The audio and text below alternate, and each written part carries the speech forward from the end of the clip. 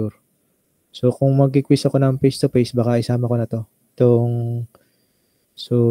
Di ba dapat deflection of trusses at saka yung analysis of frame. So, isasama ko yung chapter 10 sa quiz natin pagka nag-quiz to tayo sa next face-to-face.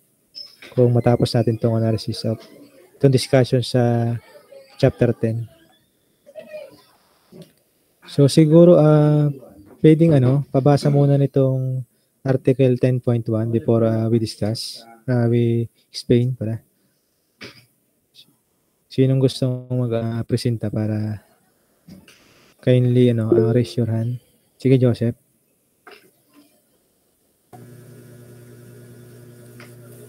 Statically indeterminate structure. Recall from section 2.4 that a structure of any type is classified as statically indeterminate when the number of unknown reactions or internal forces exceeds the number of equilibrium equations available for its analysis. In this section, we will discuss the merits of using indeterminate structures in two fundamental ways in which they may be analyzed. Realize that most of the structures designed today are statically indeterminate. This indeterminacy may arise as a result of added supports or members, or by the general form of the structure. For example, reinforced concrete buildings are almost always statically indeterminate since the columns and beams are poured as continuous members through the joints and over supports. So, thank you, Joseph. So, dito sa Article 10.1 sa statically indeterminate structures, so, alam naman natin na madidefine natin na yung member ay statically indeterminate pag yung ating equilibrium equations ay or yung ating unknown reaction forces ay more than dun sa enough na equilibrium equations. So, ginagamit actually itong statically determinate structures nga sa mga RCD, pwede rin naman sa mga steel design. So, may dalawang method itong statically indeterminate structure. Yun nga yung force method tsaka yung displacement method. So, later on, i-discuss natin. So, dito, pagka gumamit tayo ng statically indeterminate structures, meron niyang advantages tsaka disadvantages. Kung titingnan niyo dito sa figure 10-1, yung A dito, yan yung tatawag na statically indeterminate structures. Dito naman sa B, ito yung determinate structures.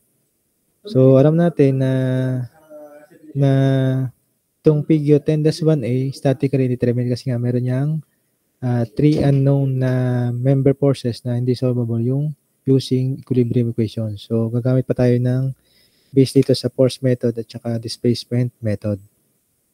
So, normally, ginagamit itong indeterminate structures pag, for example, gustong mapaliit yung member compare dito sa B.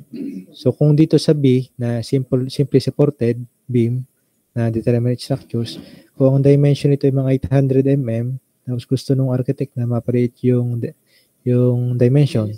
So, gusto niya gawin 500 yung depth. So, gagamit kayo ngayon ng statically indeterminate structures. So, gagawin nyo, instead na simply supported, gagawin nyo yung support conditions at both end ay fixed. So, pag ganyan, delete kasi yung moment. Yung moment kasi dito sa figure 10-1A, PL over 8. So, yan ang maximum moment kasi dito sa A ay PL over 8. While dito sa B, na simply supported nga, ay PL over 4.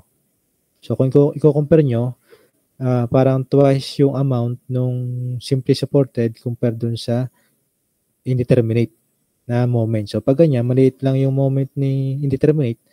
Pag magdi-design kayo ng flexural stress, by MC over I, so maliit lang yung requirement dito sa na member dimension dito sa indeterminate compared dito sa determinate.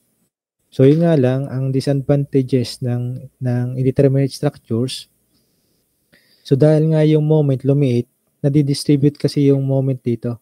So, parang naghahati. So, nadidistribute sa member, pati din sa support conditions. Kung titingnan nyo dito sa figure 10-1B, ito, di ba, kung dito ay hinge, dito ay pin, wala dyang moment, 0.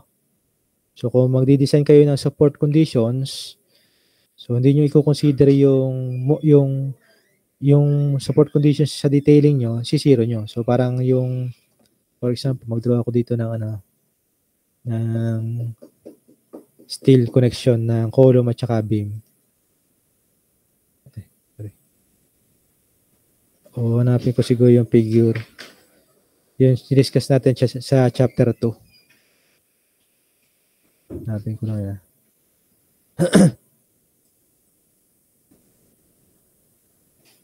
Ito.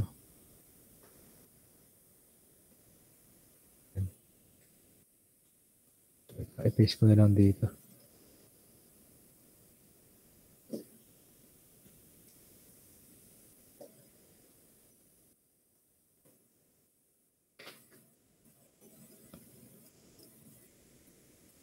So, ito yung discuss natin sa chapter 2. Itong connections niya.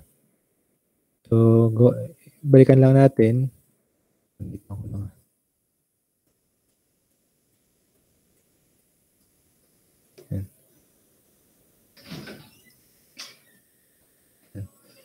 So, kung titingnan nyo dito sa figure 2-1A, yan, yung may column tayo at saka meron tayo ditong beam, yung horizontal.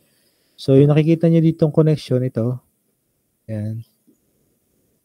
Yung connection na yan ay pin supported, or yan yung nakikita natin dito sa figure 10-1B. Ito yun. Yan. So, di-design nyo lang to na ganito lang yung connection. So, angular lang at saka bolted. Yan, ganito lang. Pero pagka meron kayong moment, consider nyo yung figure 10-1A na may statically indeterminate structures. So, kailangan nagre-resist ng moment yung inyong support condition. So, kung titingnan nyo dito sa figure 2-1B, so, nagkaroon siya ng pwede naman angle. Zoom natin Pwede siyang angle, pwede rin namang may may welded, yun Nilagay niya na angle or welded. So, makikita nyo dito, ito yung view sa beam. Yan. So, nagkaroon siya ng angle, additional angle, or pwede rin namang weld. So, yan yung disadvantage pagka gumamit kayo ng statically indeterminate structures, yung support conditions nyo magkakaroon ng additional cost.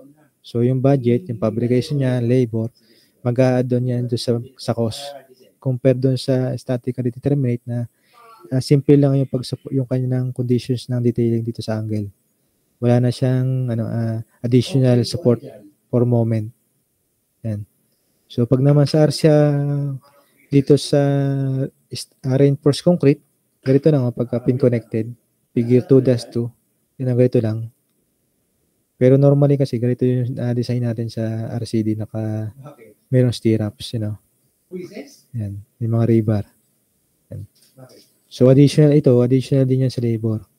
Kasi nga yung yung connections niyan, yung pag-install sa site medyo mahirap. Compare dito kasi ito patong lang Yan. So yung ang disadvantage lang ng statically indeterminate structures, yung additional cost. So yung additional cost niya sa support conditions, mas mahal compare sa statically determinate.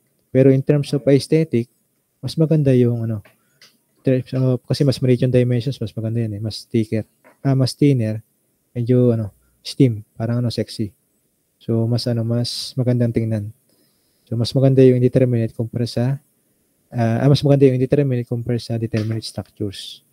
Pero kung safe pag-uusapan, mas safe yung determinate compare dito sa indeterminate. So, depende yan sa designer kung ano yung gusto niya support conditions. Or siguro, parang kung kayo magdi-design kayo sa structural engineer, bibigyan nyo ng options. May option 1 na determinate, may option 2 na indeterminate. So, parang pipili na lang siguro yung client or architect kung ano yung prepared. Depende sa budget, tsaka sa aesthetic.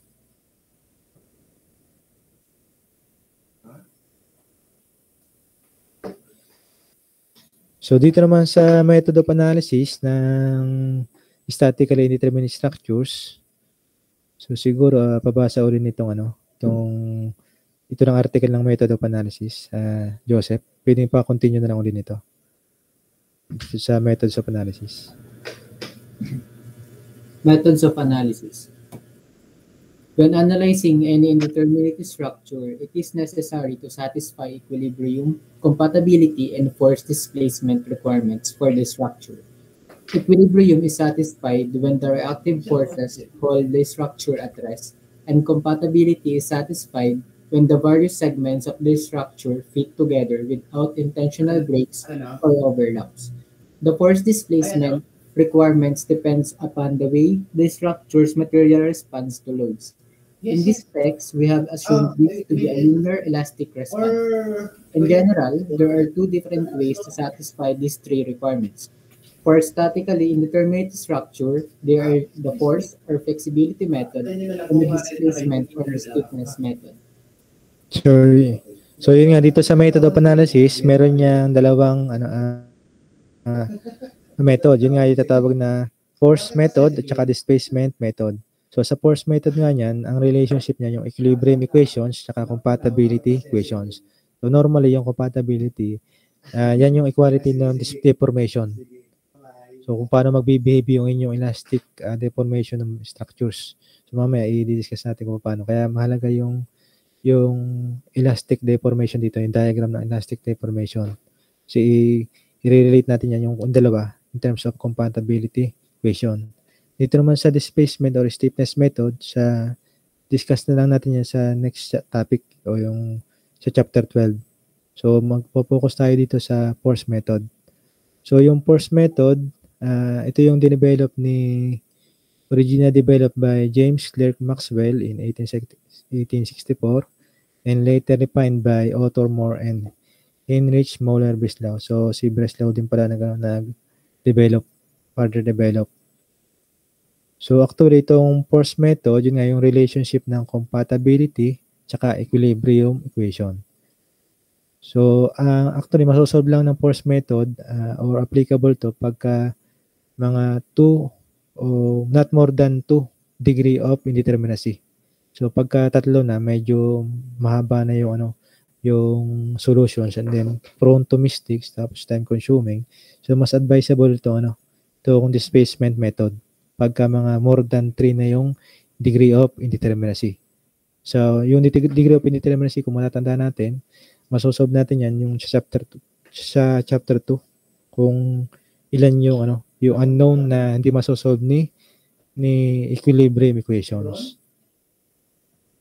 So sa force method, so ito na ngayon, sa pag-force method, gagamit kayo ng compatibility tsaka force displacement. Then ang relationships niyan yung flexibility coefficients. So mamaya gagamit tayo dito ng virtual work paano i-discuss. So dito tayo sa article 10.2.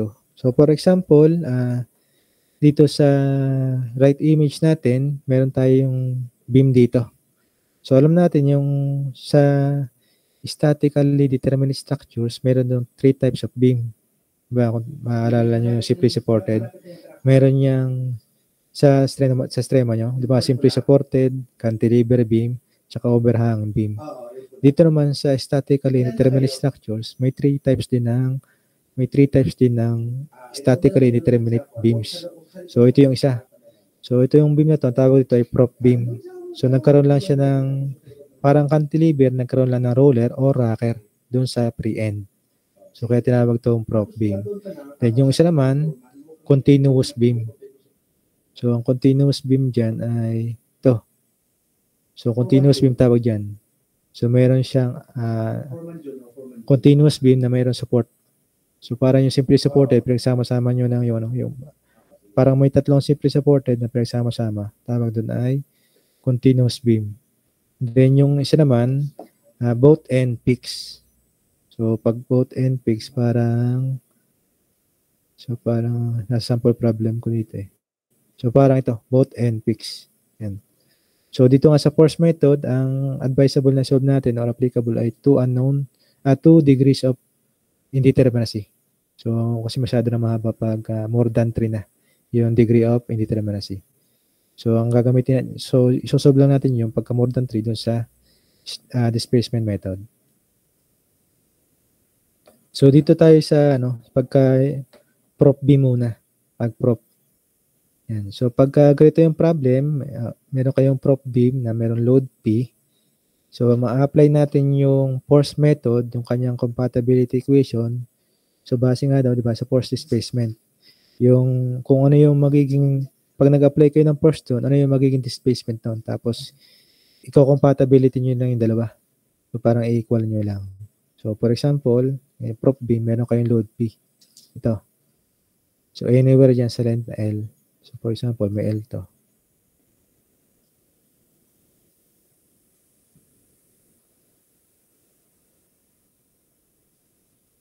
Ayan.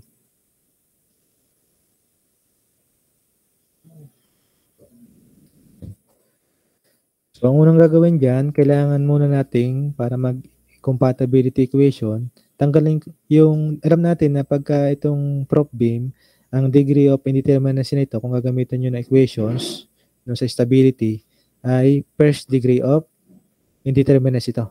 Kasi pag tinanggal nyo yung roller, di ba, statically indeterminate yan. Yung roller o rocker, ang tawag ito, ang kanyang load lang naman o kanyang reaction forces ay vertical. So, first degree of ano yan? First degree of indeterminacy.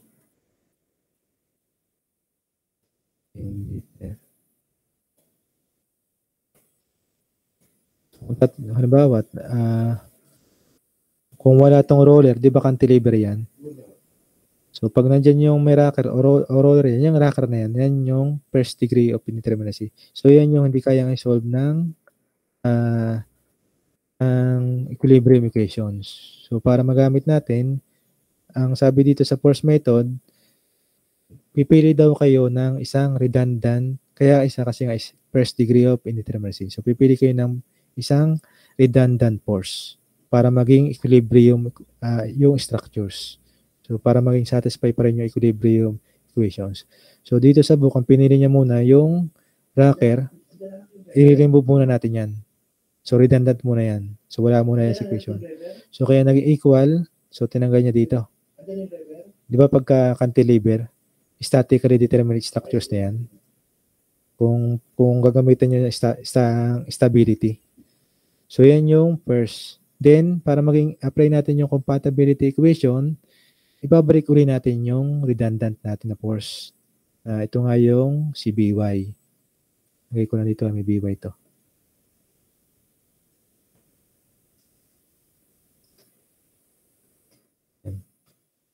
Nothing to see, BY. Yan. So, kung sa una, yung primary structure, tinanggal mo natin yan, magiging cantilever. So, lahat, pati loadings, kung may uniformly distributed yan, lagay nyo lang. Yan. Lagay nyo lang. Then, draw nyo na rin yung elastic curve niya. Elastic deformation. So, kung makikita naman natin, lahat pa downward. So, pababa lang yung kanilang elastic. So, yung pag ganitong cantilever, alam natin na yung moment, yung fixed support ay yung slope dito, 0. Kaya yung parabola natin, yung tip ng parabola nandito sa point A. Dito. Yan. So, dahil nga yung BY, tinanggal natin doon sa primary structure, kailangan natin yung ibalik para maging compatibility equation, para maging compatible, mag-equalan doon sa actual beam. So, nalagay natin yung BY dito sa C, yung redundant BY, na-apply ko. So, dahil ngayon yung BY nandito, so magiging consider na to as load. Yung BY niyan. So, in-assume niya na pa-upward. Pwede rin naman na pa-downward. So, depende sa inyo. So, mamaya, pag naging negative yung answer nyo dito or positive, pag positive, tama yung assumption. Pag negative, so, yung BY pala ay pa-downward. So, in-assume dito na pa-upward. So, itong BY na ito, magiging loadings ngayon yan. So, due to BY, magkakaroon kayo din ng deformation na pataas naman. Na equal yan sa delta prime BB. Yan, delta prime BB. So, kung papansin nyo, balik tayo doon sa actual beam, di ba pinagandang? Alam natin dito sa actual beam, dito sa A, sa joint B, di ba ang roller dito? Ano ba dito ang roller?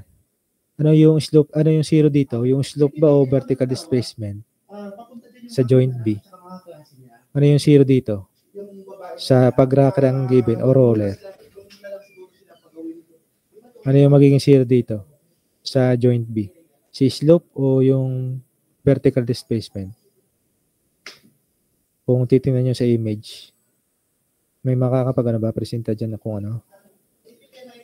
Kindly kung alam nyo, kung ano yung zero doon, pagka pin o rocker.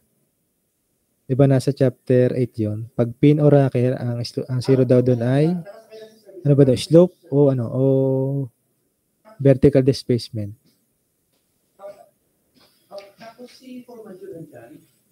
Wala mag-release ng hand.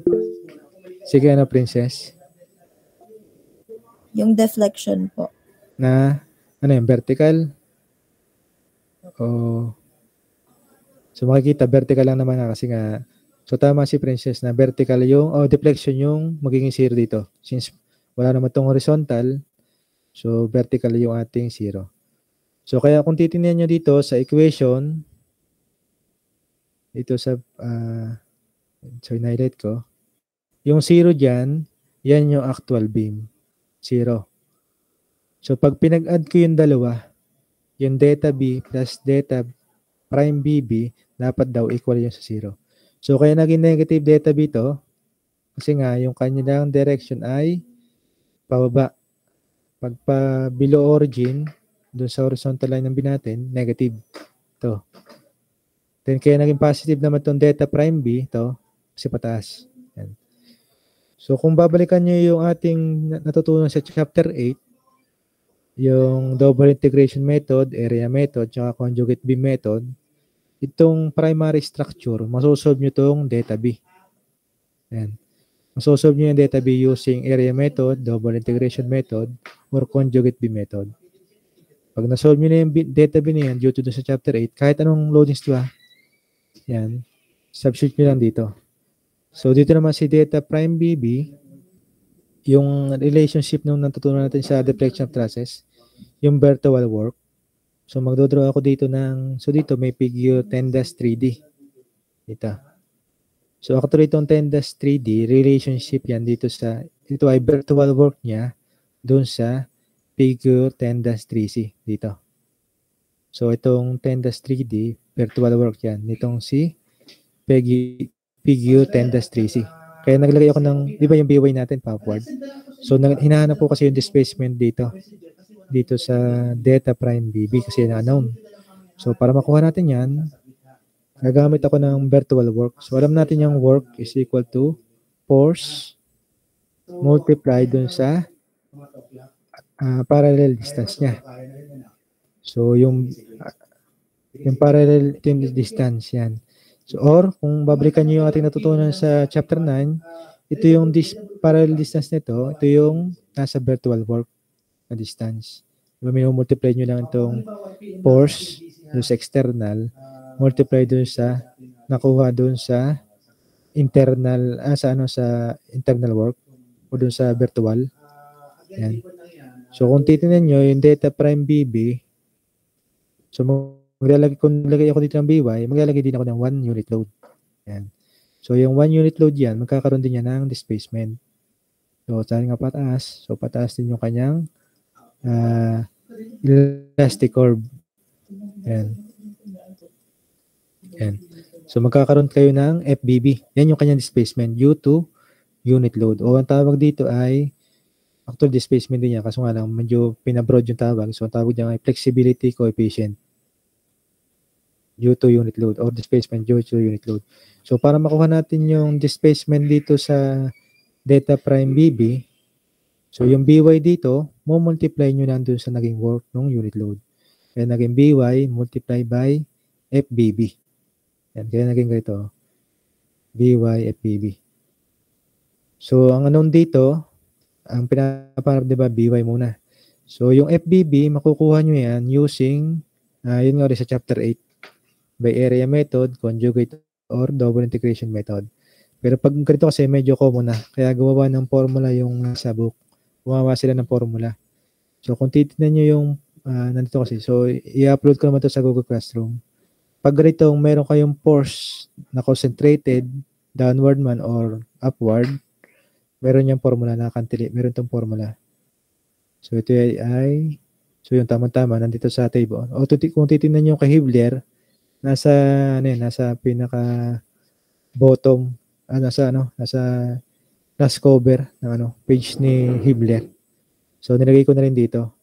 So, pag daw cantilever support, tapos meron kayong concentrated load na either upward o downward.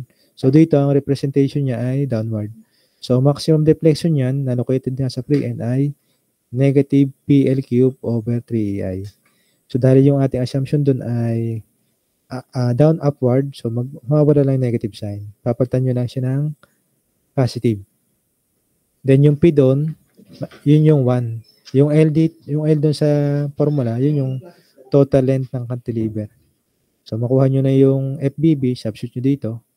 So, lalabas dyan ay ito ang pagiging formula. So, ito yung equation. Dito siya actually formula. Yan. So, pag sinubstitute nyo nga kung ito ay known, nakuha nyo na to, so, makukuha nyo na si BY. So, pag nakuha nyo na si BY, binalik nyo dito, ano ba, nakuha na natin si BY dito. Nakuha nyo na yan. So, kung isa-substitute nyo dito, makikita nyo, 3 na lang yung unknown na forces. O 2 na lang. Kasi meron siyang AY dito. Meron din siyang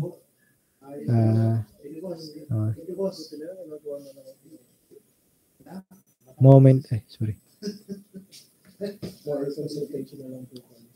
Yan. So, 2 unknown na lang pala ang dito ang hindi pa susunod. Actually, dapat 3 equations, 3 unknown kasi nga may AX. So, lang natin 0 yun. Yan. So, pag nakuha nyo na itong si BY, makukuha nyo na rin si AY tsaka si moment A. So, ganoon lang yung pagka prop beam yung given. Pag yung prop as using force method. Kaya naging compatibility kasi tatanggalin nyo muna yung first degree na redundant. So, ang redundant niya dito, ang consider ay si BY. Yan. So, tatanggalin nyo dito. Magiging cantilever na lang. Tapos, ibabreak nyo. Pero yun, dapat plus sila. Ibabreak yung BY. Then, alam natin na yung sa delta B, tsaka delta prime B ay equal to 0. So, using yung sa chapter 8, masosolve nyo yung BY. So, para mas ma-understand nyo, gawa tayo namin na samples.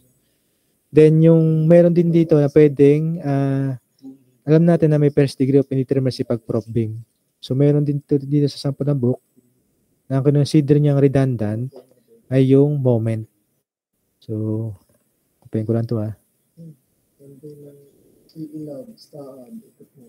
Yan. Hindi makahaba. Yan. So, yung first degree of redundant, kailangan, pag tinanggalan nyo yun, magiging masasatisfy niya yung equilibrium equations or magiging statically determinate structures na siya. So dito, ang ginawa naman, pwede rin naman na kasi nga redundant ay arbitrary. So pwede yan, kahit yan. Kahit anong gusto nyo. Basta magiging, pag tinanggal nyo yung redundant forces, lalabas ay determinate structures na. So dito, pero mas pagka-prop beam, mas common tong BY ang redundant kaysa sa moment. So dito kasi ang ginawa niya, moment naman, ang ginawa niya ang redundant. So, pag tinanggal nyo itong moment A, so, mangyayari, di ba itong pag-fix, meron niyang, meron pa nga dapat yung AX dito. So, alam lang natin kasi 0 yung AX niyan. So, pag tinanggal nyo yung moment dyan, gagawin natin ito yung redundant force, na first redundant. So, pag tinanggal nyo, di ba lalabas dyan ito? Magiging pin connected na siya or hinge. Yan. Tapos ito rocker. So, pinalitan nyo lang. Kasi nga sinabi na yung redundant daw ay arbitrary. So, kahit ano yung piliin yung redundant. So, kaya isa lang natin ginawang redundant kasi nga first degree of indeterminacy. So, pag naging second degree of indeterminacy, so dalawa lang yung tatanggalin nyo. I-remove. Tapos sa kanya babalik. So, mamaya natin discuss. So, dito tayo sa moment. Pag ginawa niyang redundant yung moment doon sa prop beam, tinanggal yan. So, magiging pin connected na yung kanyang primary structure. So, after nyong matanggal yung moment A na redundant, i-apply uli natin. So, in-apply niya yun dito. Yan. So, yan yung redundant MA applied. So, after nyo ma-apply, so dito, i-draw nyo rin yung kanyang elastic deformation. So, yan yung elastic deformation ng primary structure. And ito yung elastic deformation naman ng redundant MA applied. So, itong elastic deformation na to, due to sa moment A. Dito sa B, due to sa loadings. Yan. Due to loads. So, alam natin, so dito naman, pag ganito ang moment A, ang alam natin, ang magiging displacement ng moment A ay rotation. Magro-rotate or slope. Yan. So, i-relate natin yung compatibility nila due to slope. So, since nasa joint A yung ating moment and redundant, so magkakaroon tayo dito so ito yung ating moment A, yung ating slope A. Yan, sa primary structure. Tapos ito naman yung ating slope prime AA due to yung redundant force na MA. Yan. So, alam natin na pag peak support, sa peak support, ano yung zero dito? Displacement o slope. Ano yung magiging zero pagka peak support? So, anyone, wala bang ano? Except kay Princess, Karina. So, baka alam ng iba. Pag peak support, ano yung magiging zero dito? Yung displacement o slope.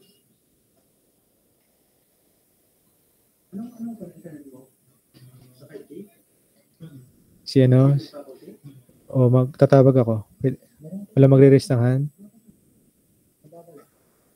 Si Dayan. Dayan May. Okay pa, friend.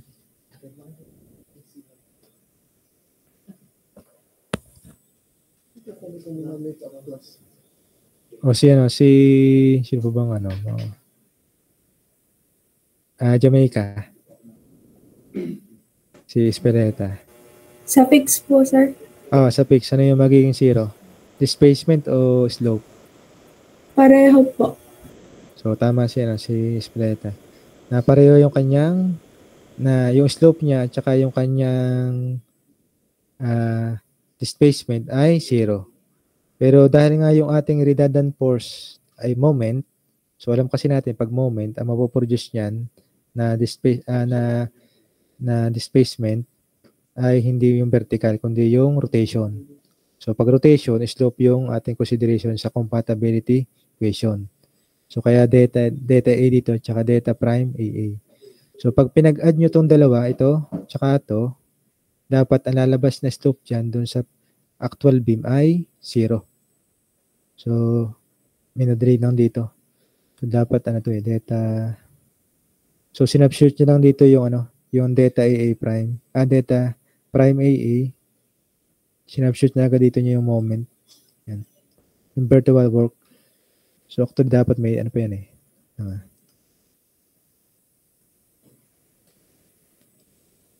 Tayin ko na lang.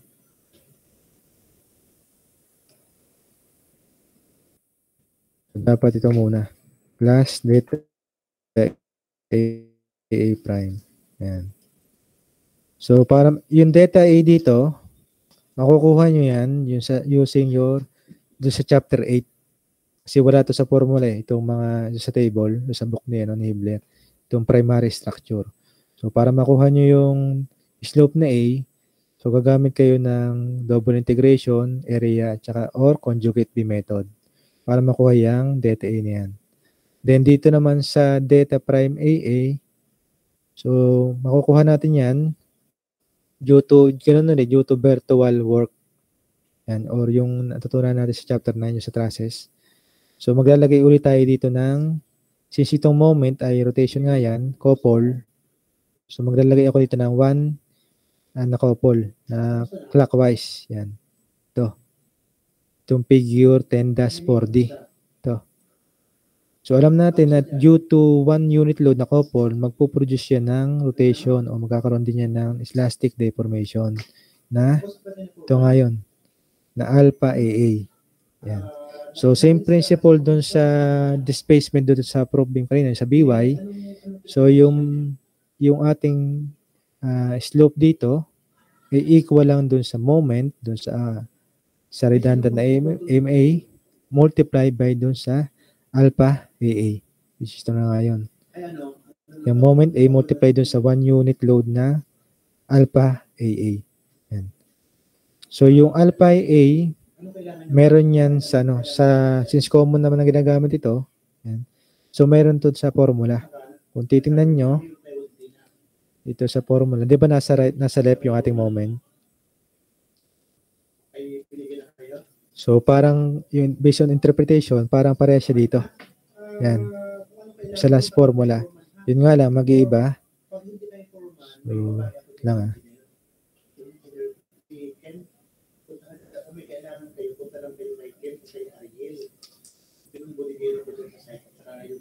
Yan.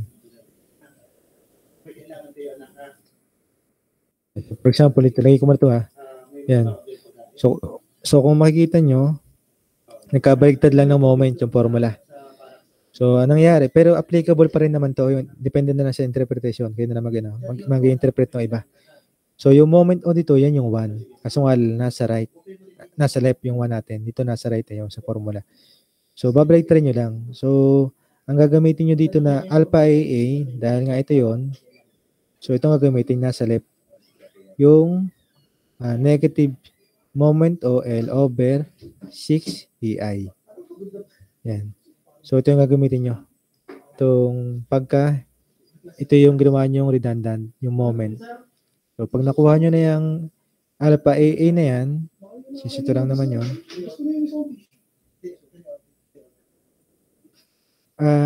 sarap pala. Dapat pala to the right pala, sorry. Kasi nga ito nga pala yung moment ito. So, to the right, saktong nandito. So, dapat gagamitin yung data ay, slope ay, moment o L over 3 EI. So, yung moment o dito, yan yung 1. Yung L dyan, yan yung total length ng beam. So, yung EI, usually, pagka hindi given, constant yan. Yung flexural rigidity. So, pag nakuha nyo na yung alpha AA, tapos nakuha nyo na rin yung delta A using yung sa chapter 8, so, makukuha nyo na si moment A. So, pag nakuha nyo yung moment A doon, substitute nyo dito. So, using, since 2 unknown na lang yan, o 3 unknown, so, using equilibrium equations, masosolve nyo yung AY, BY, at saka AX. So, medyo matagal lang, pero pagka yung ideas nyo lang ng pag-solve nung, at saka yung basic foundation nyo sa static, sa strema, at saka dito sa mga, yung chapter 8 nyo, before midterm, medyo madali na ito kasi nga, i-equal nyo lang yung compatibility equations. So, nadodoble lang. 3 pang structures. Medyo mahaba lang. Pero, ang naiiba lang dito sa prop beam, yung loads. Yan. Pero yung loads naman, di ba, kung titingnan natin, naturo na natin yan sa yung area method. Halimbawa, distributed load yan. So, gagamit lang kayo ng superposition. Or pwede rin naman double integration. So, nasa sa inyo. Pero yung redundant, yun pa rin naman. Gamit kayo ng formula. So, ganyan pagka prop beam. Pag magsosolve kayo ng statically indeterminate structure. So pag statically indeterminate structures, using force method or method of consistent deformation, pagka yung statically indeterminate structures nyo ay first degree of indeterminacy, so choose nyo lang yun as redundant, yung isa doon. Then, gagamit na kayo ng compatibility equations para ma-solve yung redundant forces. Then, pag na-solve nyo yung redundant forces, pwede na kayong gumamit ng equilibrium equations. So, later, magbigay tayo ng samples para medyo mas ma-understand nyo yung pasikot, yung step-by-step na pag-solve. Pero ito na lang yun. Pero kaya ba lang wala itong walang amount yung loads. Hindi ko pa dinodrawing yung area method. So, pag ganyan, pagka prop beam. Pag naman continuous beam, kung titignan nyo, continuous yung beam, ito sa figure 10-5. So, ganoon pa rin naman. Yun nga lang, alam natin na pagka ganitong continuous beam na ang statically indeterminate nito or stability ay, halimbawa, tinanggal ko itong dalawa. Wala itong nasa interior. Di ba, magiging determinate structure siya. So, ibig sabihin, itong dalawang rocker na yan, rocker to o roller. Yun nasa B, C, D. Ibig sabihin nito ay second degree of indeterminacy. So, kung may second degree of indeterminacy, pipili kayo ng dalawang redundant forces. Then, saka nyo lang ulit ibabalik. So, ito ay second degree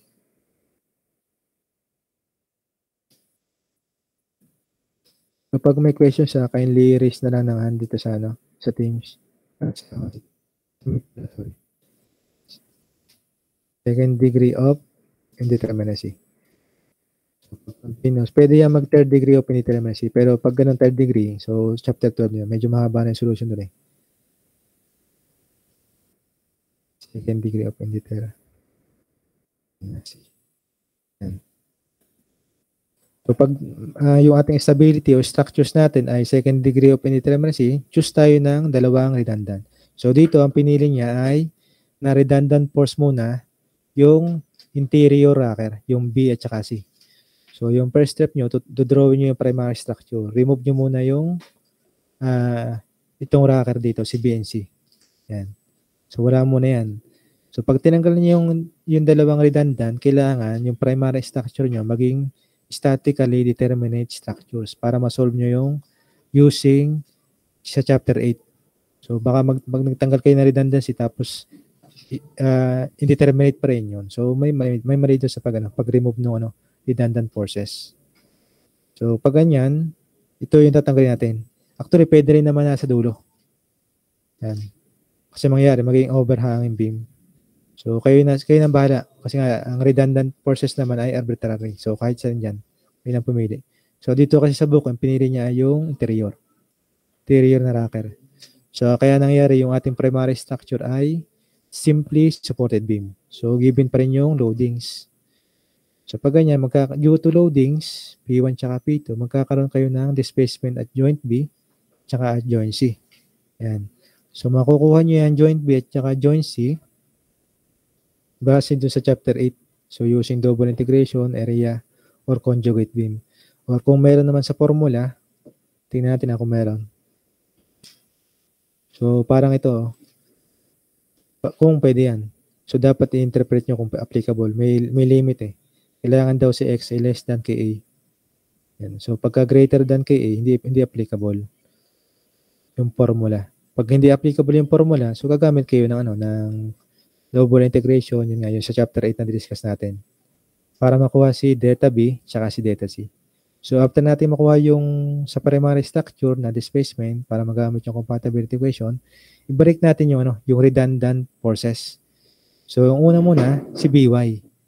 Ito sa redundant BY apply. So i-apply lang natin yung BY dun sa simply supported beam natin. So in-assume natin pababa naman. So pababa yung ating ginawa. Pwede rin naman pa-upward. So pag naman naging negative sign, so okay lang. Magkamali lang ang direksyon. So dito ginawa niya ay pababa. Yan. So BY.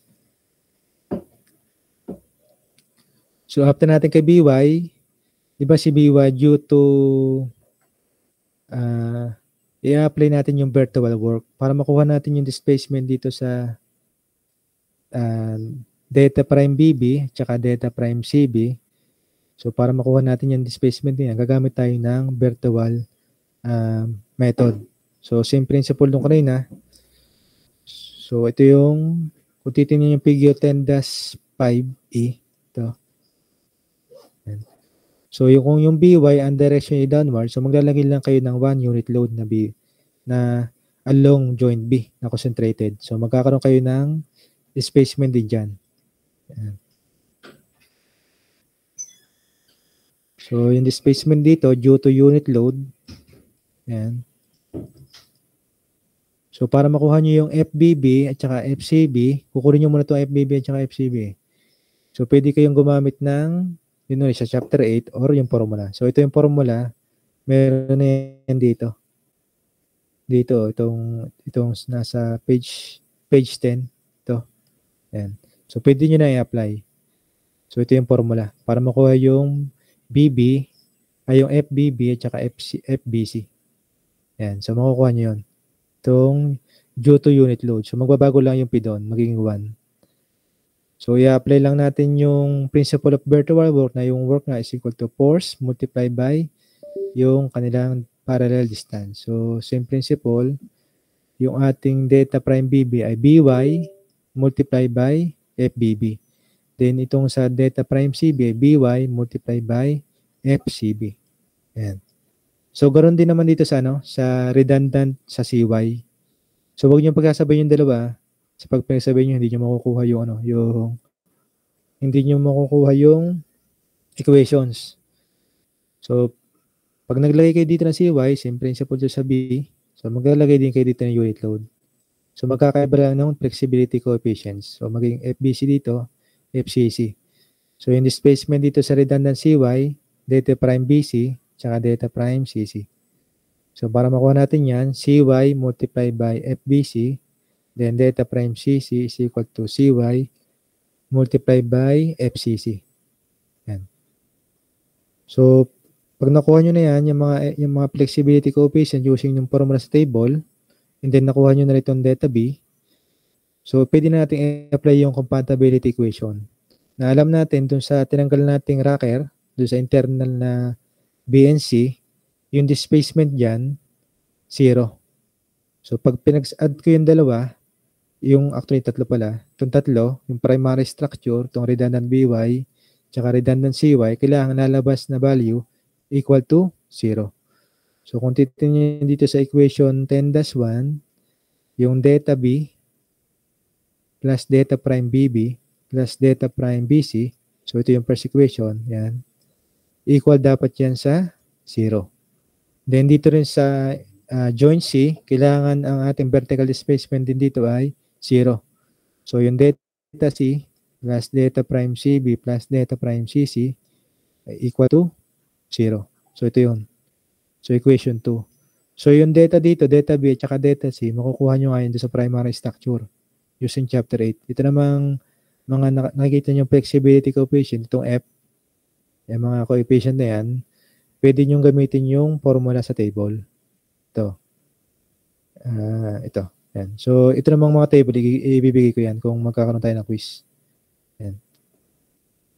Kasi medyo mahabang memorizing to. Pero actually medyo common naman yan. Kaya parang hindi nyo, kung mag-solve kayo ng problem, parang true time, may memorize nyo yung formula.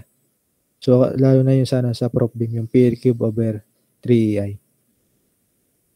So, pagka nakuha nyo na yung mga displacement ng primary structure at saka redundant forces, so, solving yung equilibrium by algebraic equation, makukuha nyo yung BY at saka CY. Pag nakuha nyo na yung BY at saka CY, so, alam natin na yung BY at CY sa pag-rocker, ganito lang yung FPD niya. Yan. So, ilagay nyo lang ulit doon sa actual beam. So, kung mapapansin nyo, pag na-solve nyo na yung si BY tsaka si CY, yung forces na yan, so, masosolve nyo na rin yung AY, AX, tsaka si DY using equilibrium equations. So, kaya sinabi siyang compatibility equation kasi nga, i-equal nyo lang yung deformation dun sa force na redundant forces. Medyo hindi nyo pa masyado ma-absorb kasi puro letter. Medyo ma-absorb niyan pagka mayroon ng problem.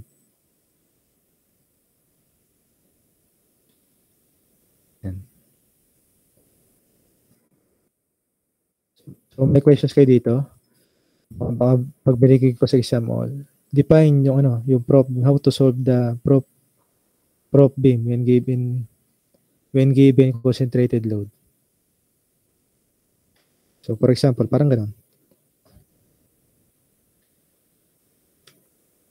So actually itong nasa equations na to, palit-ulit na lang yan. So nag-iiba lang dyan yung chapter 8, yung loadings.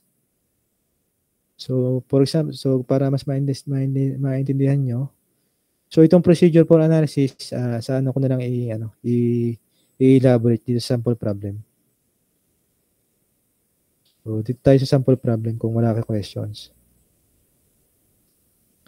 So sa sample problem ko sa 10.1, using force method or method of consistent deformation, a prop beam with flexural rigidity, so yung flexural rigidity, yan yung EI, na given nga dito ay 1,000 1 million kilonewton meter square is shown in the figure. So mayroon tayo dito distributed load na 100 kilonewton meter na may distance na 3 meter from, so lagyan ko na lang dito ng A. And may roller supports at joint B. Yan. Kaya naging prop beam yan eh. So ang sample ko dito parang board exam style muna. Naka multiple choice. So pag wala sa multiple choice, mali yung sagot. Pag nandyan, so yung mga naka-highlight dito, yan yung tamang sagot. So yung ginawa natin actually dun sa dun sa force method, dun sa equations, ganoon na ganoon din gagamitin natin. Ang naiba lang dito, yung distributed load. Kung kanina concentrated, ngayon naman ay distributed loading. So yan naman, may apply nyo na naman sa chapter 8 eh. So kahit nga triangle, alam nyo na eh. Diba pag triangle, yung superposition niya sa third degree. So pagka uniformly distributed load, second degree lang yan. So ang hinahanap dito, so gawa mo tayo ng problem. So given yung kanyang flexural rigidity na million. So 1 times 10 to the 6 kilonewton meter square. Then ang required na pinapahanap ay, so ang una daw ay yung roller support. Daw yung kanyang roller support. So RB na lang. Then yung pangalawa, yung moment daw sa fixed support. So moment A. And pangatlo ay yung slope sa roller support. So delta A. Ito yung data dito ah.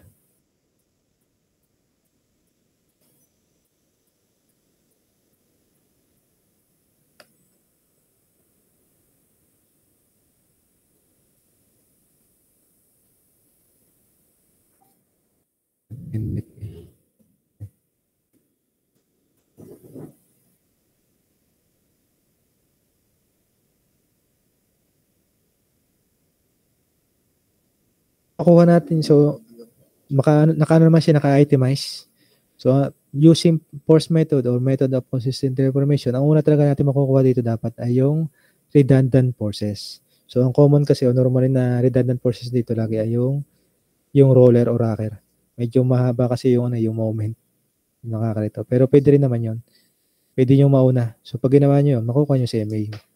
Pagka moment yung ginawa nyo yung redundant. Pero pag naman inuna nyo yung RB, itong si redundant sa RB, so mauna nyo makukuha si RB. So dahil nga ang una nyo pinapahanap ay yung roller support, so yung ating gawing redundant forces.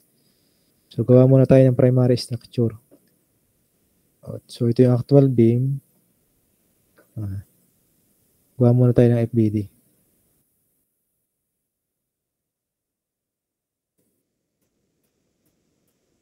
So ito ay actual beam.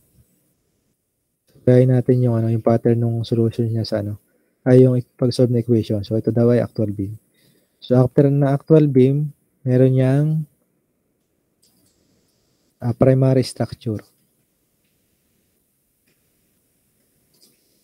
So hindi ko na nagsasama yung roller So for example, hanggang 2 meter.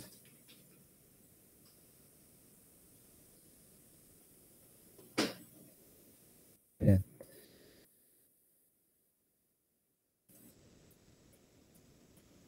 So, yun yung primary structure. Sabihin natin. So, ang ginawa kong redundant dito, yung B. So, yan kasi ito ay first degree of. So, para alam nyo na stat, ito ay first degree of indeterminacy. So, pag first degree of indeterminacy, yan ay pili lang kayo ng isang mali pala spelling isang redundant force. So, ang pinili nga natin dito ay yung RB, ay yung BY. Ilagay ko muna siguro yung forces. Nagdadam? Itong nagdadam lang. Kasi ano nila?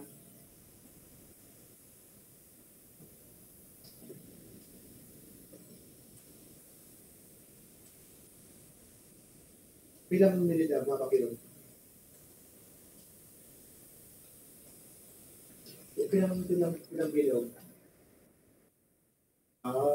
Ang kinakumpal siya ng tawag yan ng brand. So, BY na lang pala. Pagka natin BY na lang para BY na lang. Sequencing solution. Parang nagdadam siya automatic. Ayan. So, ang tawag dito sa ginawa natin, ito yung primary structures. Primary structure. Lagyan natin dito na equals. Then, pagka tinanggalan nyo yung dy, yung ating redundant force, pa-break nyo. So, i-add nyo lang din yan. So, gawa na lang ako ng ano.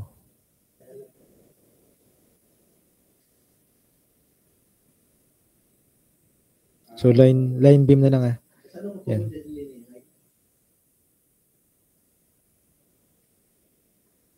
Yan. So, balik ulit si BY. Yan. So, pwede yung pwede nyo gawing downward, pwede rin yung gawing upward. So, nasa inyo kung prepared. Pag naging negative sign, so mali yung correct nyo na yung kanyang direction.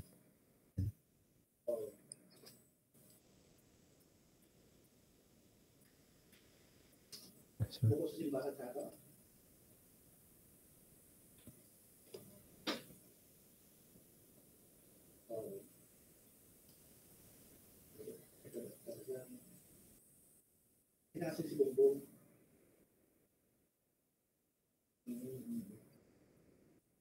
Kasi kinakuha, kasi ano ba pahanap ng kuha ng Minidam, may pinapalap na sila kontrata ba ito? so, ito ngayon ay 5 meter. Yan. Yan. So, ito ngayon ay C. Na redundant BY applied.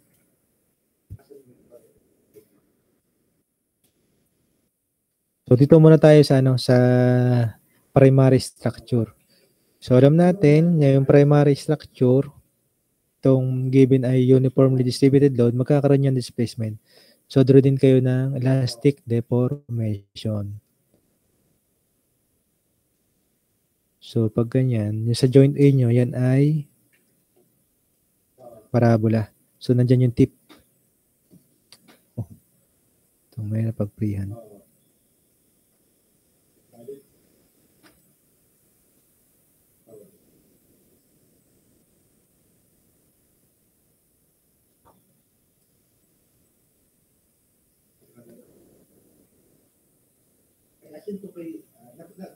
Yan.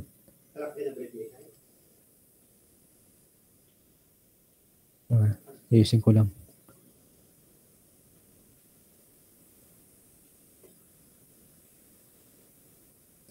So, ano lang to? Exaggerated ah. Yan. So, hindi naman ganyan kalaki. Mahirap lang draw sa sa mouse. Yan.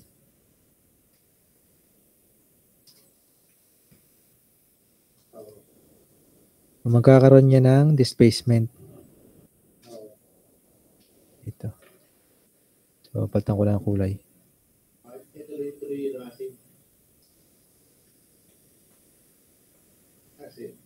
So, ang tawagan natin yan na wala ako delta B. May delta B dito.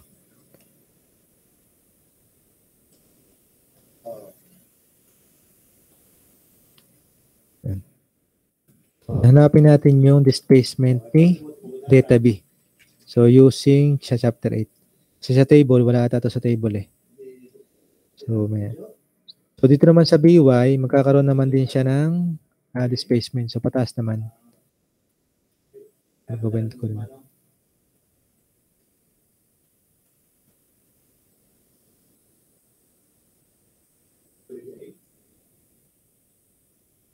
Yan. So, exaggerated lang Parang hindi ko dapat equal yan para mag-equal sa 0. Sa drawing.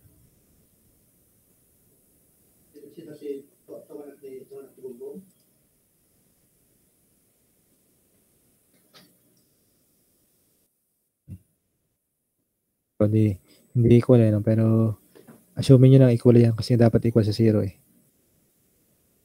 Yan. So, exaggerated lang. So, ito ay compare ko na lang din dito. Ano ba yung equal niya? Delta prime BB.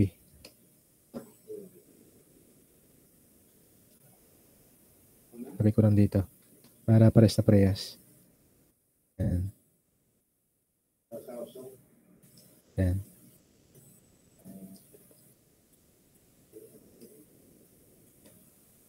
So dito man tayo sa kasi alam natin, 'di ba yung equation ng tawag ito.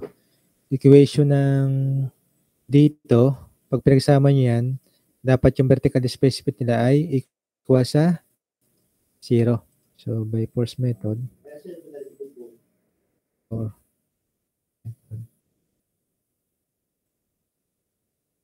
alam natin equal yan sa 0. So, pag-add nyo yung delta B,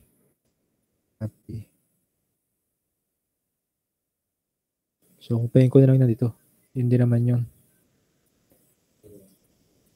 Negative delta B pala yun. So ito rin naman yun eh. Ito rin. Yan.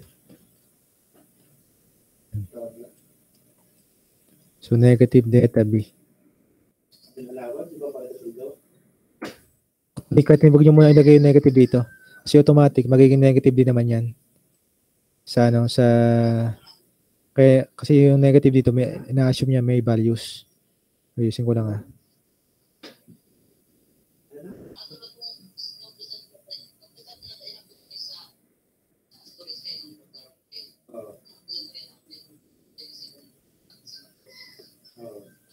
So 0 equals sa delta B. So later on, magiging negative naman talaga yan sa values. Pag nag-solve na tayo based sa chapter 8 plus delta BB prime. Yan. So yun nga sa formula, base kasi doon sa formula na yung delta prime BB, equal lang din daw yun doon sa unit load. So kupain ko to. Yung virtual work. So ito gidi.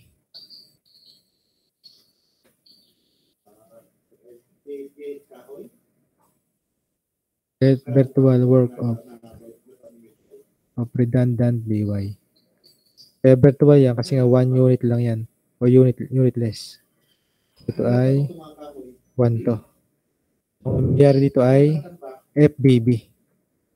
So kunin ko lang yung FBB ulit dito.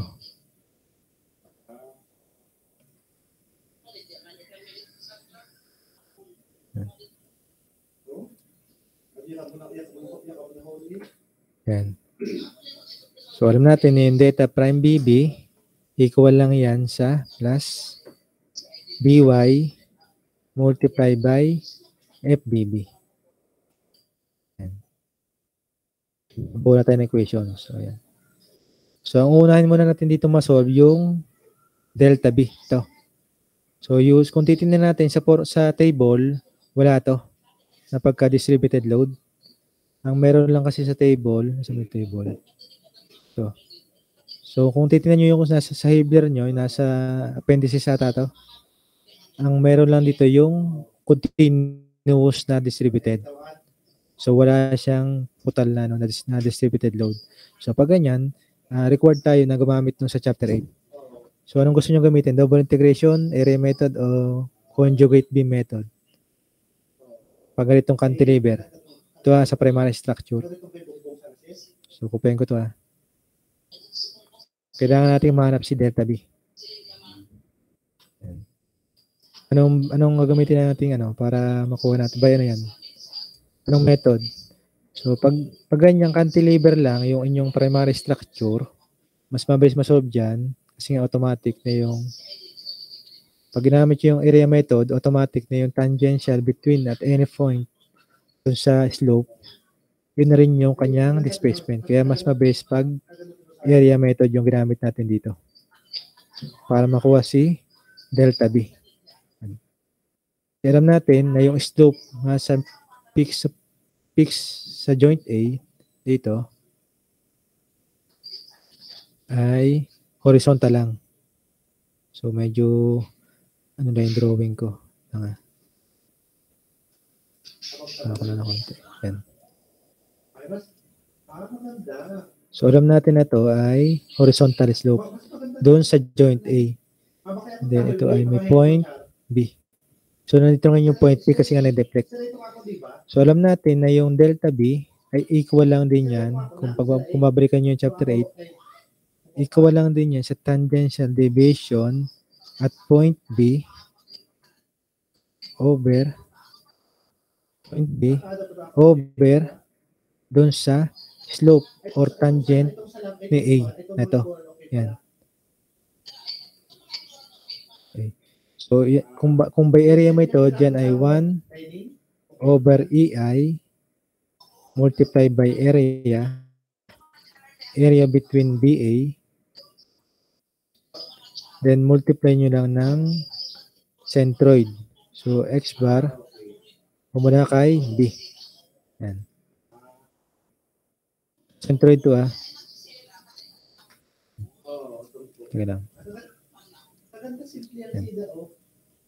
So, kaya madali yung ang area method pag cantilever kasi automatic na pagka nag-tangent deviation kayo at any point with reference dun sa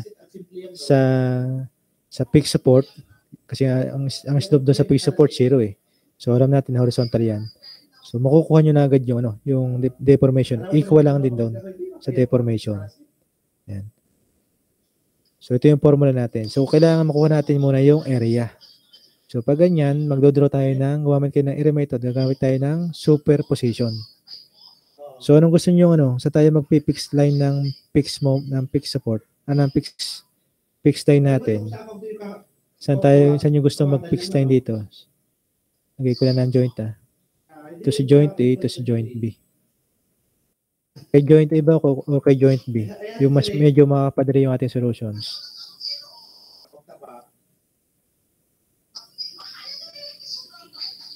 So, mayroon tayo dito line kay joint A.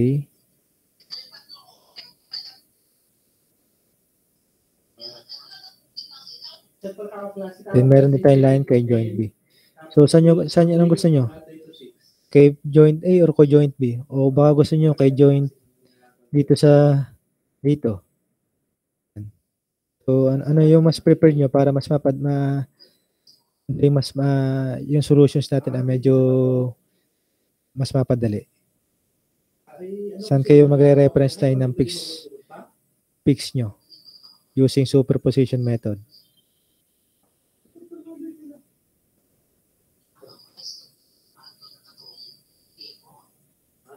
Saan yung pinakamadali dito?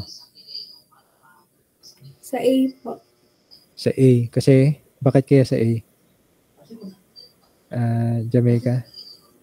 Para po hindi na po kukunin yung reaction sa A. Sa A, no? So, tama naman si Jamaica na so, dahil yung sa A kasi, meron niyang support conditions. So, para hindi nyo nakunin, yun ang ating gawing reference line. Sisiro na natin yan. Diyan na natin talaga isisiro kasi nga yung kanyang moment ay walang moment rami. So, wala na dyan. So, matitira na lang ay yung uniformly distributed load. So, ano yung moment ng uniformly distributed load? Ano ba yan? Triangle ba yan? Parabola? Ilang degree? So, lalabas dito ay kilonewton meter. So, ano yung magiging distributed load nito? Triangle ba o parabola? First degree, second degree, o third degree? Ano yung moment ito? Di ba ito 0 degree? Yung shear niya first. Then yung moment niya, laki ng 1. So, magiging second degree. So, pag second degree na yun, hindi na yung linear.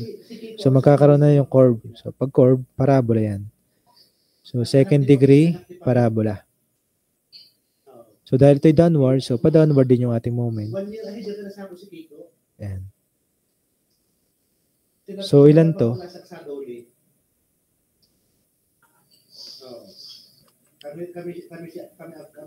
So, dapat yun-alis nyo talaga sa chapter 8. May apply nyo dito kasi pag hindi nyo, wala kayo medyo idea sa chapter 8, hindi nyo na rin ito maiintindihan. So, ilan to? Ilan, yun dito, yung body dito.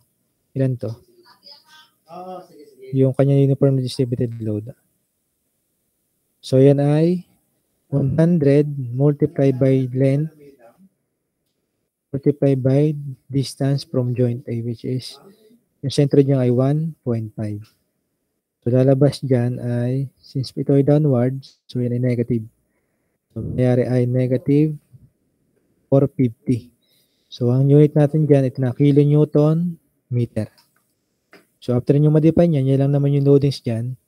So, yan lang naman yung nababago. So, pwede ka magkaroon ng concentrated load dito, pwede na maging triangular load. So, sa prop beam, yan lang yung nababago, yung loadings. So, pag nakuha na natin itong space moment dito by superposition, pwede na natin i-apply itong ating ginawang formula. Na si delta B nga daw ay equal sa dito. So, by substituting yung formula, dito, apply lang natin. So, yung tangential deviation at point B with respect to sa slope ni A, equal nga daw yan sa 1 over EI. So, yung EI kasi dito constant, so hindi ko muna i-apply. Yung area between PA, so alam natin yung area ng parabola na second ng mga nth degree, 1 over n plus 1. So, since ito ay second degree,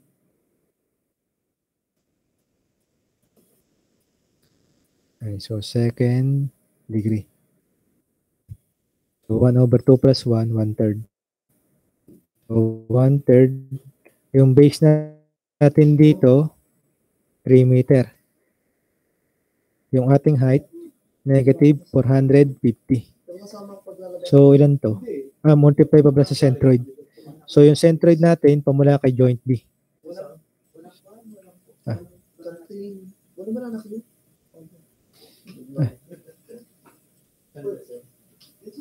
Pamula dito hanggang joint B. Kung dito nyo, X bar B. Yan. So, kailangan nyo muna makuha. Ito. So, ilan yan? So, kailangan nyo muna makuha ito. Kasi ito yung given, ito yung nasa formula ng parabola eh. Ito. So, ilan to sa formula ng parabola? 1 over n yun. 1 over n plus ilan yun? Kung n plus 1 doon sa area, dito naman sa centroid, 1 over n plus 2. So, 1/4. 1/4 ang 3 meter. Ngayon, mangyayari, itong maliit na to ay 5 minus 1/4 ng 3 meter. 4.75. 5 minus 0.75. 4.25.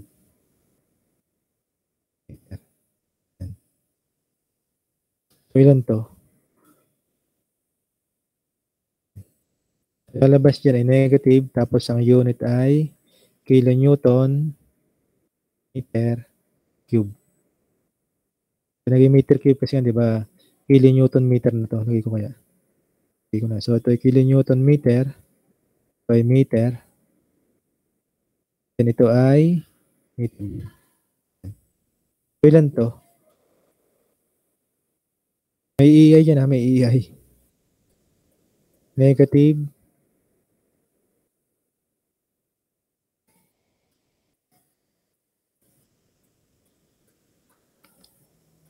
Negative 3,825 over 2 EI po. So, 3,825 over EI. Over 2 po. So, after nito, kung yung sa chapter 8, ito na yung sagot. So, dito sa chapter 10, hindi pa yung sagot. So, i-apply pa lang natin yung compatibility equations. So, kaya mahaba.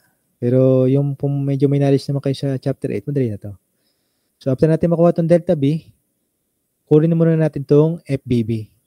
So, ito, common na to. Kaya meron na siyang formula pag ganitong mga vertebral work. So, kung titingnan natin doon sa table, meron niyang formula. So, tingnan natin dito. So, kauna-unahan. So, nagkaiba lang dito, yung kanilang formula ay pa-downward. So, yung atin doon, assumption ay pa-upward. So, pag ganon, yung maximum deflection din kasi noon, located sa pre-end. So, ito yun. So, dito, naging negative PL cube over 3EI. So, kung i-apply natin yan, yung interpretation natin dito, since upward yun nasa problem natin, so, tatanggalin nyo lang yung negative sign. So, mangyayari, PL cube over 3i ngayon yung ating FBB. So, kung i-apply natin to, yung ating FBB ay equal lang sa PL cube na 1 nga yun, na unitless, na yung ating length ay 5 meter cube divided by 3 AI. So, ilan to?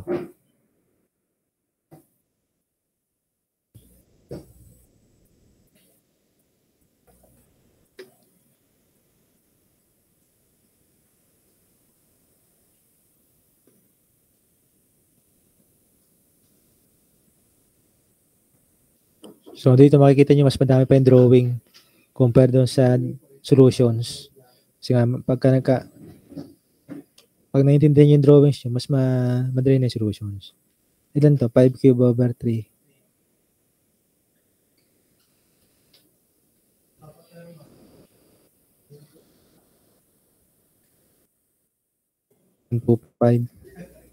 So, 125 over EI.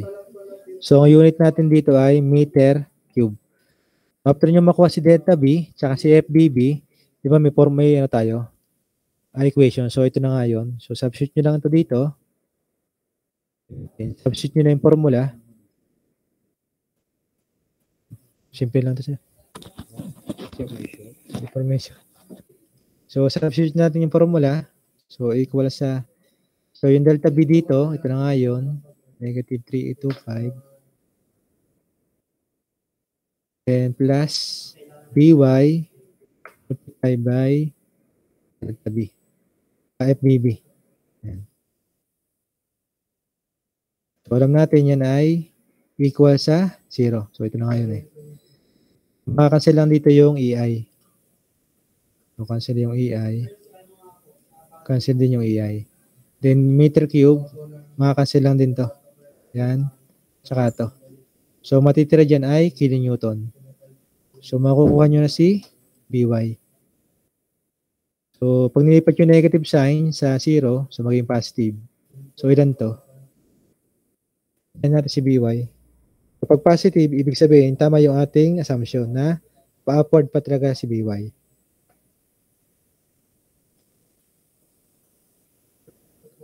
So, kung may question siya pa, ano lang para bago tayo mag-proceed sa mga next problem or ano, bago ko i-close yung ating lecture, ma-check natin o yung agam nyo mawala. Ilan tong BY? Sige. Doon po sa 125, may over 3 po ata yun. Oo nga, hindi ko nilagay yung 3. So, lagyan natin ang 3. So, may 3 dyan. May 3 din dito. Tama. So, ilan to ngayon? Ang BY. Yung BY natin. 45. Ano ba yung sagot? 45.9. So, proud na. Alam na tama sagot. Kahit hindi alam. Tama ba? 45.9.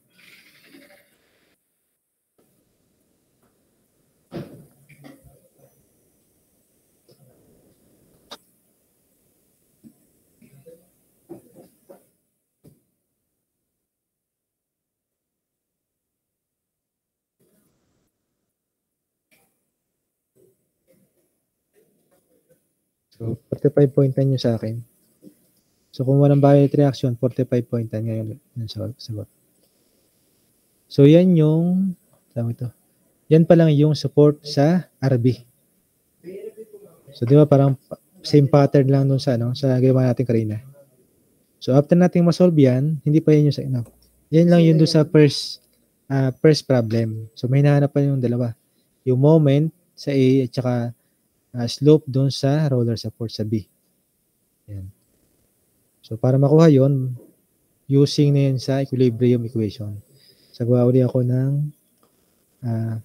wheel. So, itong BY, para makuha si moment A, kunin ko yung actual beam. So, ito. Yan. So, ito na yung sa B. So, dahil nga sa nakuha na natin si BY, so lagay nyo lang dyan. Nakuha na natin yung isang unknown forces sa statically indeterminate structure. So, mangyayari, dalawa na lang yung unknown or tatlo kasi yung AX0. So, applicable na dito yung equilibrium equations. So, para makuha nyo yung moment A, so summation moment at A equal to 0, counterclockwise, positive. So, yun na yung moment. Or kung gusto nyo, yun namang isang gamitin natin. Yung redundant, gagawin yung redundant forces naman yung moment. So, kayo na siguro mag-check nun. Pag ginawa nyo redundant yung moment na forces.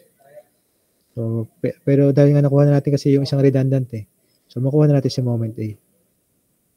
So, summation moment from right to left. So, yung 45.9 counterclockwise 5 by 5 minus 100 times 3 times yung moment alam nyo 1.5 minus moment A equal to 0. So, makuha nyo si moment A equal yan sa negative 220.5 kilonewton meter. Yan. So, di ba pa? So, halimbawa, pinapakuha naman yung shear and moment diagram. So, kunin nyo rin si AY. So, mag-summation forces at Y kayo equal to 0. Lahat ng upward positive. Makuha nyo si AY. So, madudraw nyo yung shear and moment diagram. Pero dahil ang pinapahanap nga ay sa CI yung roller, yung kanilang slope sa roller. So, gagamit tayo ng ano. So, anong gusto nyo? Double integration or area method? So, madali lang dito kasi copy paste. Oh. Copy ko ulit. So, nakagawa ulit ako ng support ng structures. So, pag ganito, since ginawa ko na yung area method dito, so ituloy ko na yung area method. Kasi ang nawala lang naman sa area method, ang nadadagdag lang naman dito sa area method, yung BY. Yan. Applicable pa rin naman yung ating distributed load dito. Yan pa rin naman yan. Mag-iiba lang yung elastic deformation nyo. So, ang unang step nyo, gagawin nyo muna yung FBD at elastic deformation. So, alam natin, yung elastic deformation sa joint A, yan ay slope niya 0. So, parang yung pinaka-tip ng parabola sa joint A ay nandiyan yung tip. Kaya pa ganyan. Tapos sa joint B,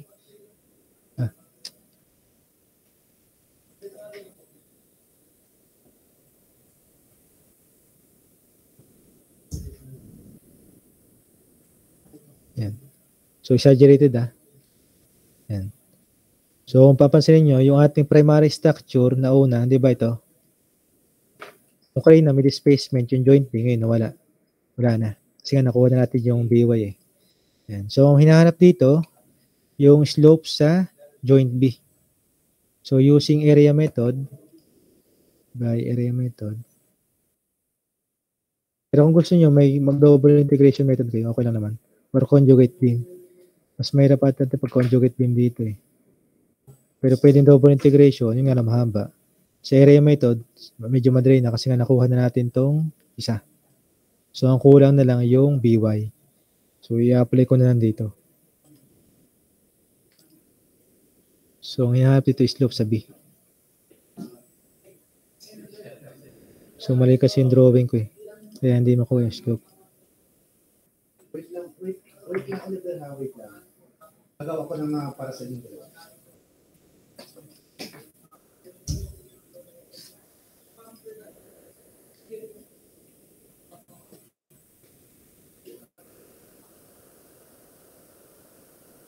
Pag slope, dapat magta-touch yung ano.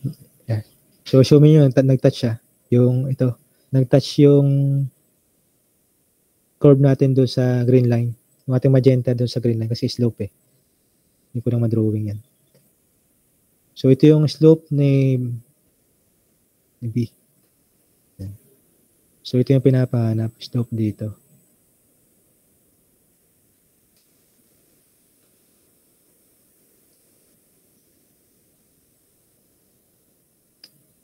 Yan.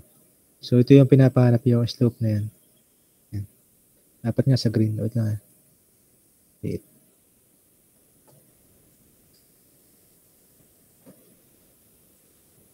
Yan. Itong slope na ito ang pinapahanap na nasa green. Yan. Kasi nag-touch naman siya dito eh. Ito sa joint B. Yan. So, para makuha natin yan, gagamit tayo ng area method. So, alam natin sa area method, yung slope niya equal lang sa area. Area between the two tangent line. So, yung isang tangent line ko, ito sa joint B. Yan, kasi ito nga yung slope niya, itong green line. So, yung isa kong tangent line, yan yung nasa joint A. So, alam natin, yung joint A, yung slope dito sa fixed support, 0. So, pag 0 yung slope, yung kanyang line ay horizontal lang. So, pag magdodraw kayo ng diagram, so, draw na kayo ng horizontal dito. Yan. So, kung titignan nyo, yung red line natin na slope, hindi na siya mukhang kasi yung image ang hindi horizontal eh. Pero yung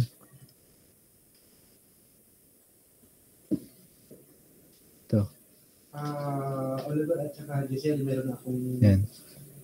sa classroom na pwede natin Yan. kung tapos na, pwede tayo mag-leave. Kung halimbawa hindi ka patapos Giselle, ay hindi ko na-touch mamaya yung isa mo, ha? Request mo. Anytime pwede. Sige, ako may class na ng 10, 12. So, by area method, yan rin yung slope. Yung slope nyo sa joint B o sa roller, yan rin yung slope dun sa pinapahanap sa problem sa roller. Kasi nga, lagi naman ang slope ay in reference dun sa horizontal. So, nagkataon kasi na yung ating horizontal dito ay nagkataon dun sa joint A, horizontal slope. Kasi nga, 0 yung kanyang horizontal yung tangent line. Kasi 0 yung kanyang slope. So, nagkataon lang yun. So, pag ganyan, alam natin na pagka area method between the two, ganyan ko lang ng annotation, subscript, data. Wala ako dito ng data.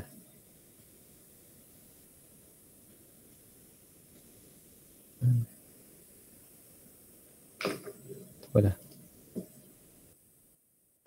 Ano to? Data B. Data AB. Press na naman.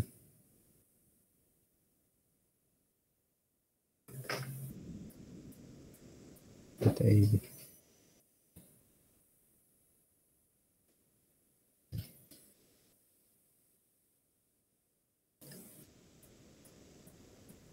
Gawa na lang pala ako. So, yung slope dito sa left side, from point, gawa na lang akong data. Gawa ng data. Yan.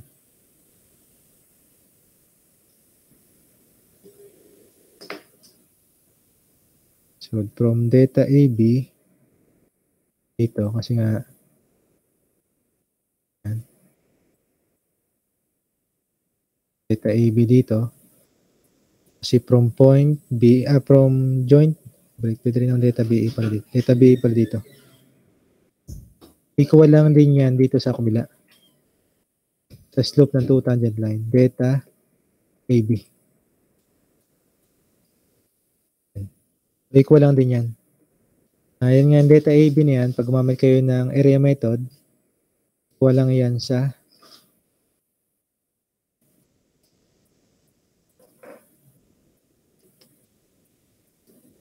1/EI multiplied by area between AB. So, yung area natin sa AB. So, gamitin ko na yung ginawa ko kanina na superposition method. So, dito, ang ginamit natin dito sa superposition method, yung uniform distributed pa lang. So, kupain ko yan. Gamitin ko lang din dito sa kabila.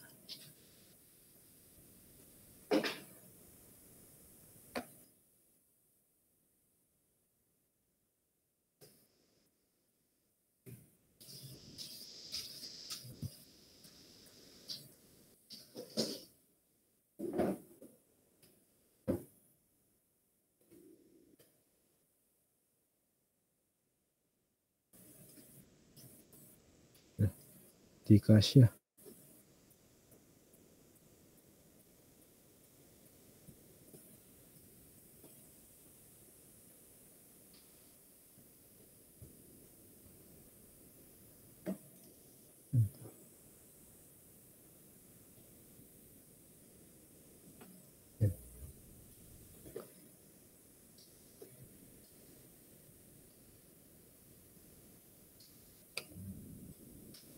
Ayusin ko lang nga.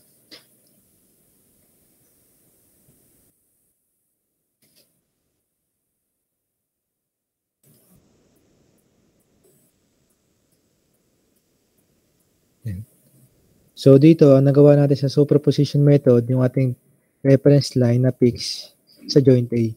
So ang hindi ko na lang nagagawa dito, yung nadagdag na by. Yan. So since yan ay concentrated, so yung magiging moment yan ay first degree, which is a triangle lang. So draw tayo ng triangle. Since pataas yan, so that positive lang din. So pataas. Pataas natin ang kulay. So, magiging superposition method yan ay equal sa 45.9 multiplied dun sa moment arm na 3 plus 2, which is 5 nga. So, lalabas dyan ay 45.9 times 5 ay 229.5. So, 229.5. So, yung unit niya na ko yung Newton meter. Okay na lang bala mag-hatch. So, i-hatch natin.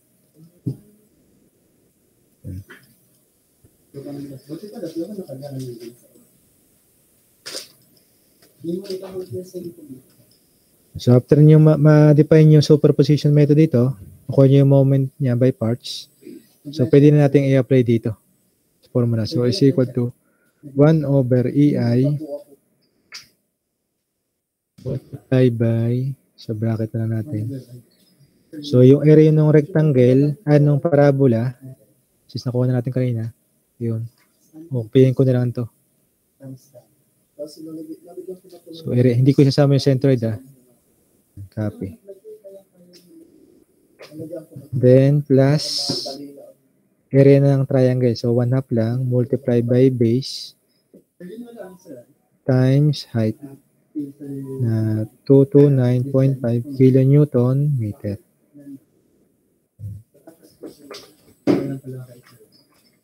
Kung pa-substitute nyo, ilan ba ito lahat? So, substitute na rin yung value ng EI. So, 1 over 1 times 10 to the 6 kilonewton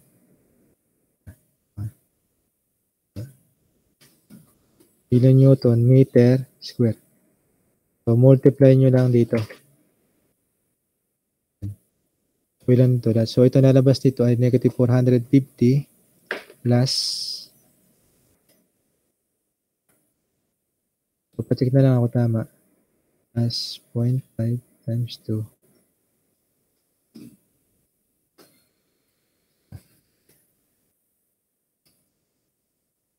So, nalabas ay negative 220.5. So, yun na pala yung moment. Yun na rin pala yun. So, ito na rin pala yun.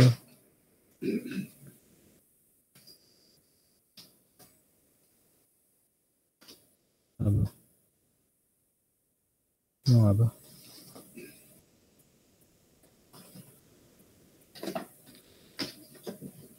Ba't ko minutuply na area? Anong base yung research? Theory. Saan na kayo sa Jay? Ang dati po rin. Balik ka na pili. Doon din. Ngayon hindi ka mag-start ng waiting.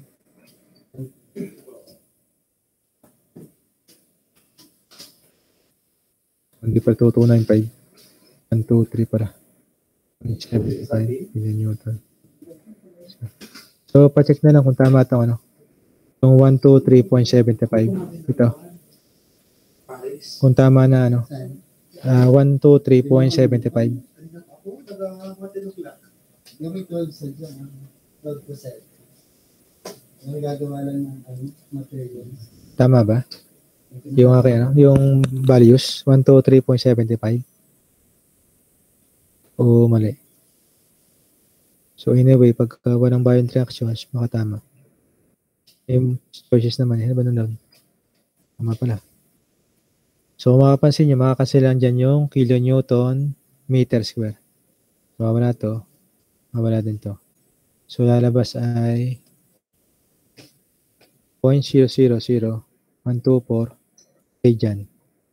So, pwede rin naman gawin yung degree. So, pag ginawa yung degree, nagkaroon ng pi over 180 degree divided by pi. Dahil sa multiple choice, ang nakalagay dito ay radian. So, radian tayo. Yan. So, kung dito, medyo mahirap lang dito yung pag-draw ng elastic deformation. So, sa area method, ang medyo mahirap yung pag-draw ng mga tangent line. So, alabas ang hint yan, pag sa fixed support, lagi ang slope dyan, 0. Pag slope ay 0, yung horizontal line nyo, ay yung inyong line of inclination nyo ay horizontal. So, kaya nagkataon na horizontal to. So, yun na rin yung two tangent line. Data AB. So, yun lang naman yung pagka medyo na hint nyo sa chapter 8. Medyo basic na sa inyo yung chapter 8. Andali na to. Chapter 10. Itong prop beam.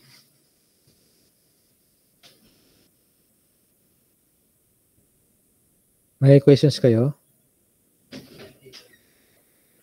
So, for example, hinahanap naman yung for example lang.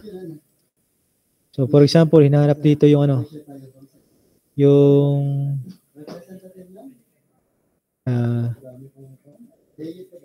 yung kanya maximum deflection.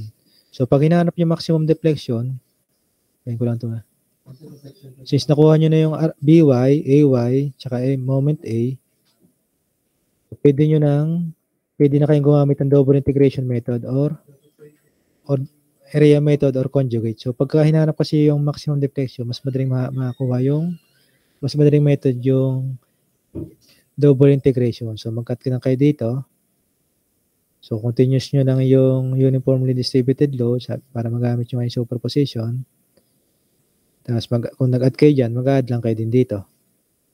So, nakuha nyo na yung moment A, nakuha nyo na si AY, so, makakagawa kayo ng general equation. Then, i-apply nyo lang yung boundary condition, makukuha nyo na yung si C1 tsaka si C2. Then, yung maximum deflection, laging located kung nasa saan yung slope ay 0.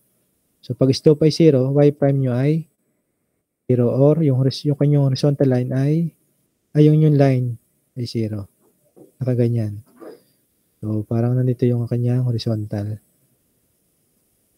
So, pag example lang naman, diba, ang daming possible na questions. Ito ay y max. And the distance ay dito ay x.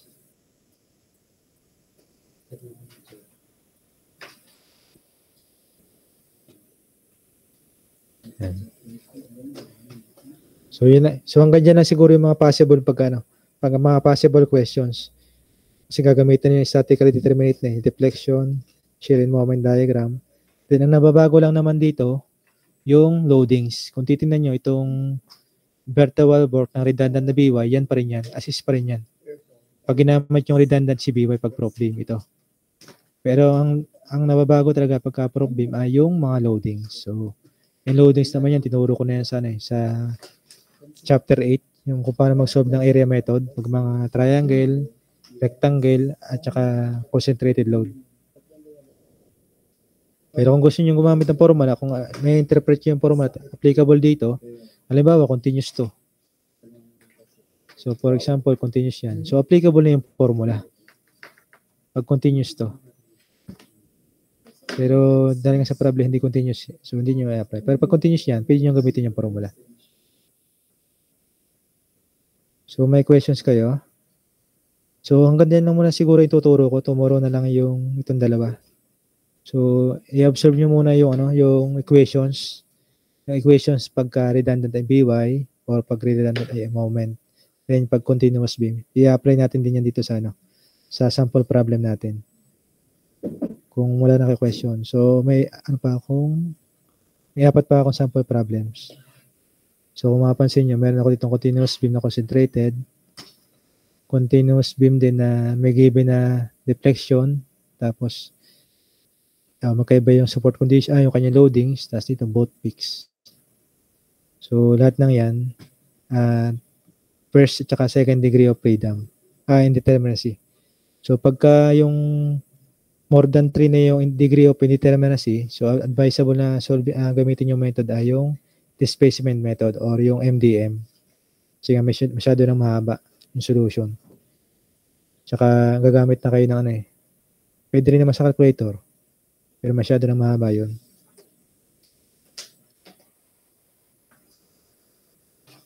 Asan yung unshare nito?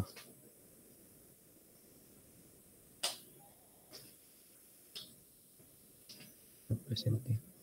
So i-upload ko na lang muna to sa Google Classroom para may reference kayo for tomorrow.